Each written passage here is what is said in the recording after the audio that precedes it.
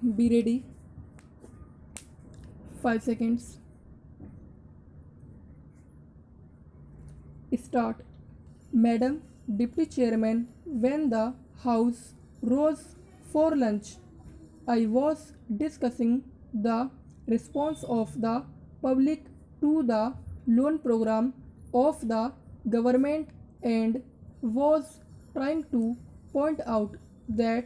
it was rather a serious tendency in the sense that the response of the public had been proved to be poorer during the 10th plan period than during the 9th plan period. I was trying to point out that looking to the fact that the national income was rising and the people were becoming more conscious of a developing economy and the need to mobilize the resources more and more, a contrary trend ought to have appeared, and that in view of that this trend was disturbing. This trend is to be contrasted with the trend of the public regarding the call from the corporate sector for the investment of their monies. Here we find that the shares of some of the new companies or of the old companies that are issuing new shares are oversubscribed at times to the extent of 15 times the capital that has been asked for by the companies.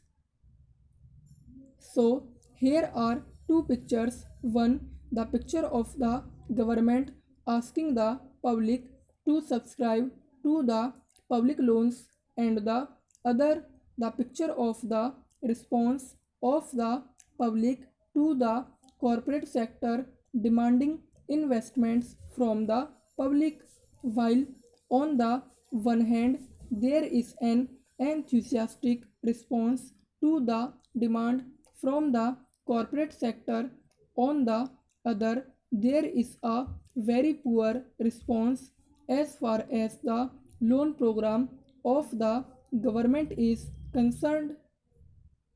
This is a matter of some concern, and I feel that the government should pay more attention than just exhorting the people to save more and to hand over their savings to the government, as the Honorable Finance Minister has done more than once. If it would have been merely a question of rediverting the money that is coming from the corporate sector to the public exchequer in the form of loans, perhaps the matter would not have been so serious. Then it would have been just a question of reallocation of the functions between the public sector and the private sector. But I feel that there is a large amount of money which is just changing to some lucrative channel, and that explains why the response to the demand from the corporate sector is 15 times. This shows that 14 times that particular capital is not required by that company, and if there had been some adequate step or measure whereby originally that money could have gone to the public exchequer, to that extent there would not have been any disappointment to the people who wanted shares but who did not get them, and disappointment to the public exchequer by not getting the response which it ought to have got. That, to my mind, leads to the question of the pattern of the rate of interest in a developing economy, and especially in view of the fact that a large number of companies are being floated today which have got an element of growth in them, thereby attracting so much capital towards them. The government of India will have to take into consideration the question of the rate pattern of interest on their loans, and to see whether something could not be done whereby the public will be attracted to a large extent towards their loan program than hitherto. It has appeared in the press that the question of supply and want is being reconsidered, and that offers are sought to be made more attractive. If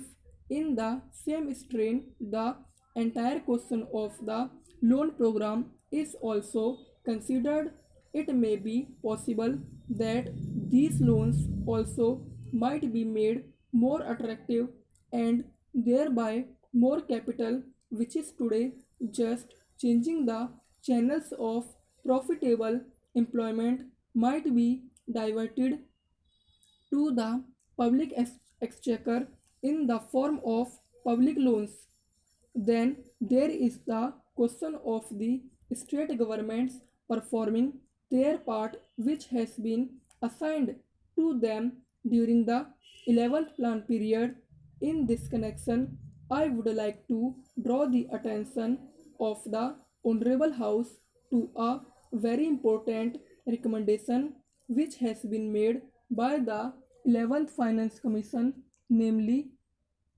the appointment of a high power commission to go into the entire question of the allocation of financial resources between the central government and the state governments.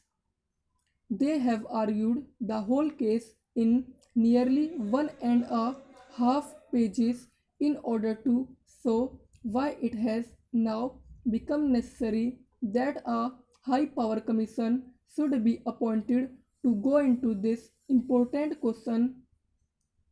According to the Third Finance Commission, the allocation of resources between the center and the states was made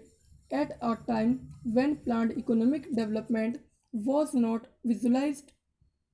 When the constitution was framed, the development of the public sector, the new responsibilities which the states were going to assume, and a plan era were not properly visualized, and it was under these conditions that these allocations were being made.